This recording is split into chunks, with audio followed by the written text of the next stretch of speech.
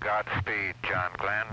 It seems more like 2 weeks to me than it does 50 years. Half a century ago, John Glenn was NASA's guinea pig. The only way to find out how zero gravity affected the human body was to send someone up there, and Glenn made history. I've always looked at it, I'm the same person I was back then, the same person along the route, and however other people look at me and Annie and our family, well, that's up to them. And I'm just gratified people seem to like what we did back in those days and representing the country, and that's satisfaction enough. His wife Annie is always by his side, always has been, even though he says at first she wasn't all that thrilled with the idea of him going into orbit. She called him an astro-nut.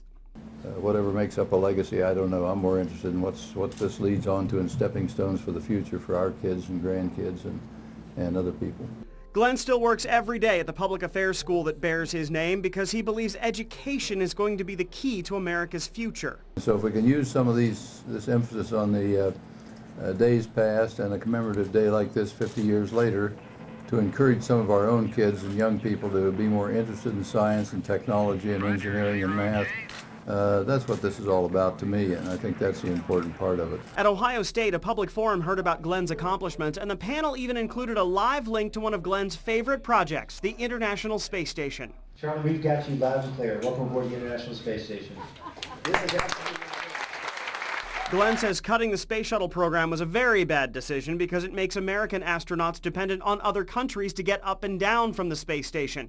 But he hopes space exploration will continue to be an inspiration for America's youth. I think it's neat because he can be a role model for people like us, and he's obviously served his country in a lot of different ways. He's an awesome individual. He's unique, and he deserves everything, and I think he's terrific. I think commemorative days are good, and it's a time to look back, but they're mainly a stepping stone to the future. Tomorrow, the discussions at OSU turn to NASA's future. Marshall McPeak, NBC4. Became a leader in the world in just about a century and a quarter.